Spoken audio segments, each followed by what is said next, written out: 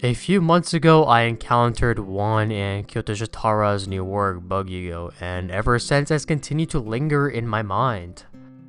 At first, I struggled to pinpoint what about it captivated me so much. After all, an ongoing series with only a single volume to its name is normally not enough to push someone over the edge and make them ask that question of, why does this one feel so special? However, in 6 short chapters, Bug Ego fully immersed me in its absurd, hysterical, enigmatic, and terrifying world of hacks. And at the heart of it was our main trio of characters who revealed varying progressions of ego through their individual character arcs by conveying how it can distort into obsession, rupture into hubris, and evolve into liberation. So, I want to take a minute to overanalyze these characters and their unhinged, horrifying, and life-changing interactions with these cracks in reality, known as bugs. Bug Ego initially follows Hitsujiya and Kokodo as they navigate these erratic paranormal activities. Call them hacks, call them bugs, it does not matter. Kokodo first stumbles across them in the Hackno and later teaches them to Hitsujiya because he taught him about practical hacks. Have you guys ever worked hard all summer by playing games and rewatching your favorite shows to completely forget to do your homework and then you just gotta beg your friend to let you copy their answers? Yeah, these are the type of practical hacks Hitsujiya teaches to Kokodo, which completely differs from the new concept of paranormal hacks. For instance, punching a precise combination into a vending machine to make bird shit appear on the corner of the street every time you do it, or entering a lucid dream world after following a specific night routine, or even turning back the clock by doing an absurd dance outside of high school butt-ass naked. Yeah, the absurdities in this manga know no bounds. Hacks, guess what? They can lead to favorable outcomes, and this is explored further through the possibility of previously exposed people being more drawn towards them. For instance, the hack that turns back the clock when done incorrectly, rather than going back in time, you just end up being labeled as Nihonjin and Diddy. That's the thing though, this occurs in the story of Hitsujiya who makes a mistake in the dance, and this is where the entire premise of Bug Ego stems from. Curiosity killed the cat. A popular phrase that is a warning towards exploration without the necessary precautions. Although the second half is often forgotten, but satisfaction brought it back. To undo his life that spiraled to homelessness and scavenging for what could be his last meal, he once again uses the hack to go back in time. You see, hacks are seemingly played off as gags by displaying characteristics of parlor tricks and harmless fun that would appeal to anyone after a couple drinks, although inherently they are a natural phenomena. Each protagonist and antagonist interact with them differently, which contributes to gradually unveiling their secrets, providing distinct viewpoints about their potential benefits and ramifications. Hitsujiya's evolving ego reveals itself as obsession. At his previous school, he was a victim of bullying, which drove him to produce practical hacks as a solution. Bullies were the obstacle that prevented him from using the student restrooms, so he resorted to using faculty restrooms instead. Utilizing a shortcut method, he was able to avoid confrontation entirely. Ego comes in many forms, but it all culminates in shaping an individual's self-worth. In the first chapter of Bug Ego, one is not outright indicating that Hitsujiya's ego is weak, but does insinuate it's flawed.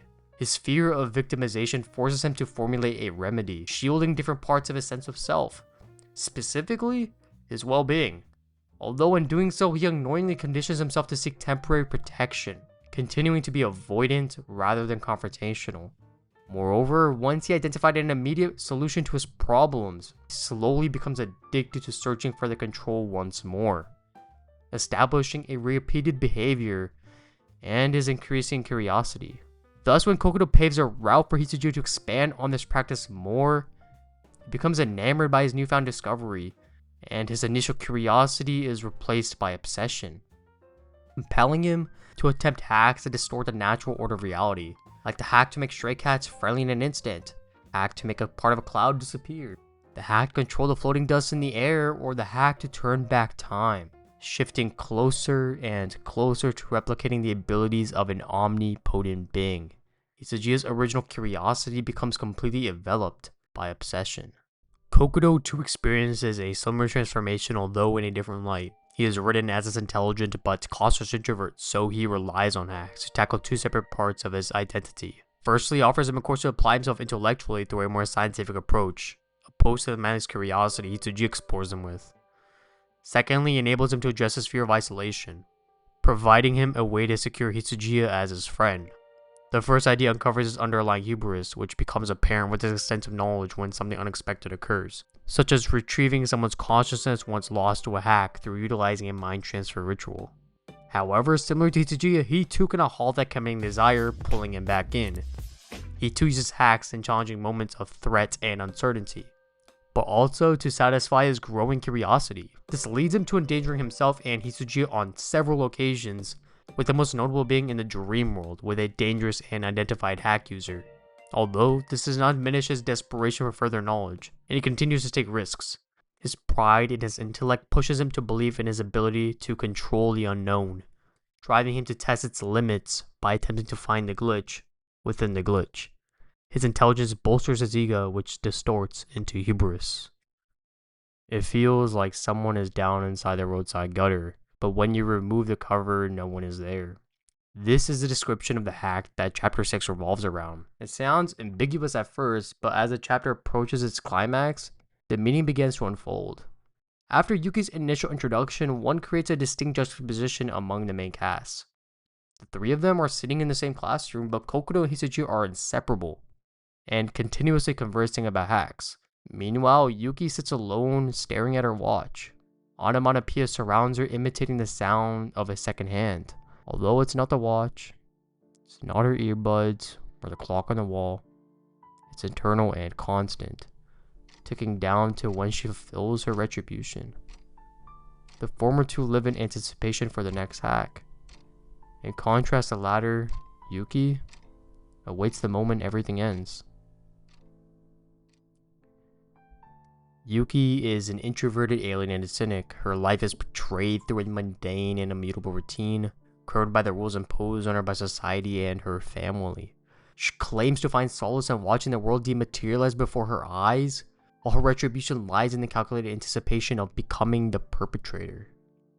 She has been absorbed into what I'll label as the system.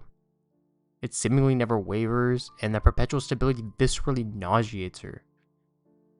The system has conditioned her to be no different from a bee in a hive, a body lacking substance and emotion, directionless without authority, expected to be submissive to the machine of normal life, obedient to command without question, fucking replaceable. She perceives every person as a deluded prawn, propagandized to swallow bullshit from the hands that feed them. Her hate drives her to ask a destructive question. If humans created all these restrictions, then can't humans break all of them too?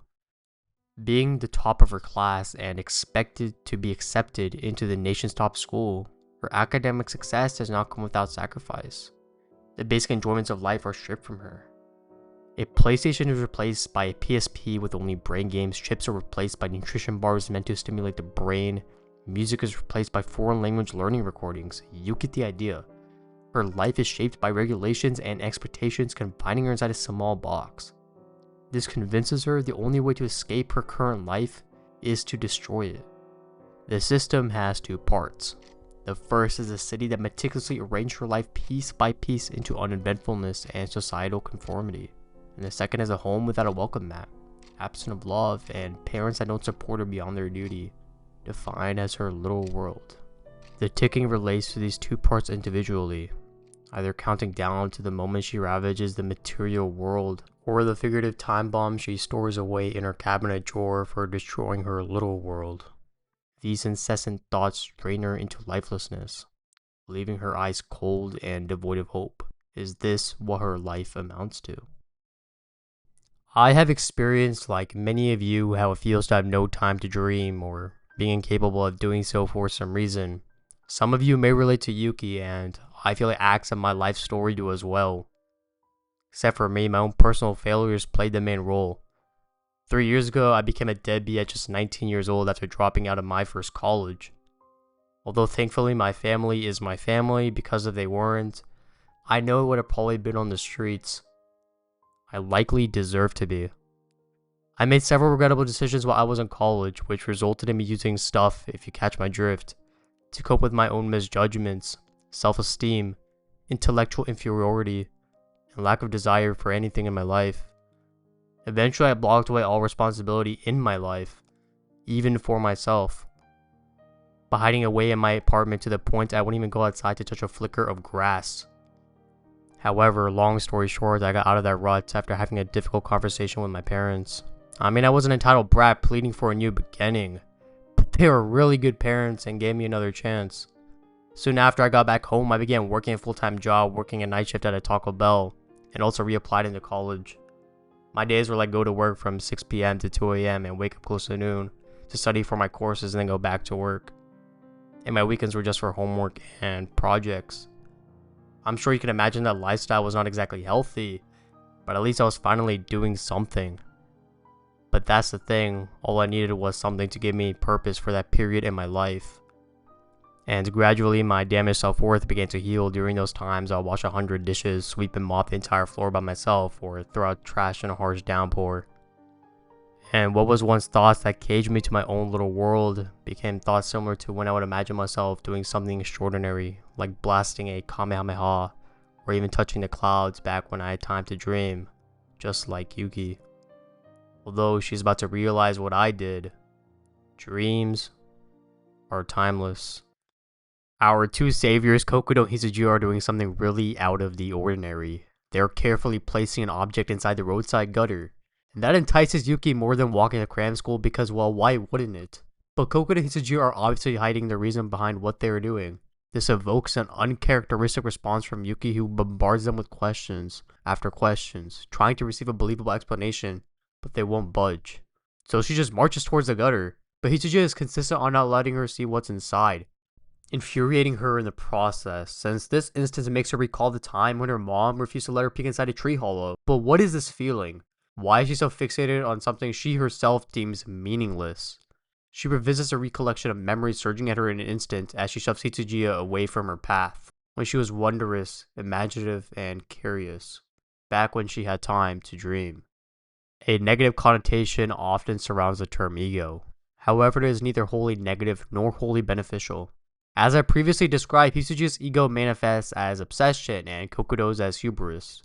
Ego emerges from an individual's perception of their cautious self and their degree to which they value those aspects of themselves, influencing us to remain accountable. Essentially, outwardly aids us in how we present ourselves to others, while internally it's fundamental in framing our self-worth. In Bug Ego, the main cast battle with differing internal traumas that appear through fears of isolation, death, abandonment, victimization, and repetition. For Hitsuji, he fears being bullied and creates practical hacks as a solution, while Kokudo's fear of intellectual inferiority motivates him to challenge the unknown, even at the risk of endangering himself and his friend. These instances reveal their egos as obsession and hubris, respectively. In contrast to this development is where Yuki exists, to explain why ego doesn't always manifest as destructive. Ego functions as the mechanism that motivates her to break free from her social and mental imprisonment, the force that wills her towards the gutter and past Hitsujiya, when that moment symbolizes societal and familial limitations, that repress that part of herself that would dream with that childlike curiosity. Meanwhile, the hack, in that moment, acts as a metaphor for those alternate realities that could have been. They represent the doors we were too fearful to open, or told not to by someone, because it may lead to the worst result. But what if we take that chance? What if we are more curious? What awaits us? Yuki sees those infinite possibilities spreading out below her eyes, and she finally peeks into the gutter, experiencing the world in its entirety. No one is inside the gutter because it's a reflection of the unlimited, vast, and liberated version of herself. At a surface level, the hacks are not largely different from the concept of practical hacks, because they too are shortcuts. However, they illustrate something different for each of our protagonists. For Hitsujiya, they amplify his desire to control, while for Kokudo, they validate his desire for intellectual superiority. And for Yuki, they represent a million alternatives in our lives.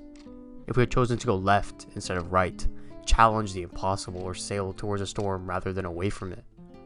Or hell, the time I told my parents that I know I'm a spoiled lazy brat, but want to start a YouTube channel because I have this really insane dream, and just fucking start it. And only then does the clock stop ticking.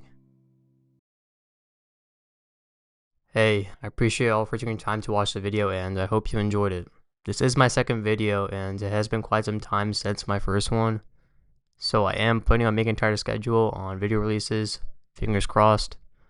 I'm not sure yet what that will look like, but I'll let y'all know in the next video, which will likely be on Yu Hakusho. But if it's not, I'll probably cover some hidden gem manga, maybe. But yeah, thanks again, and take care.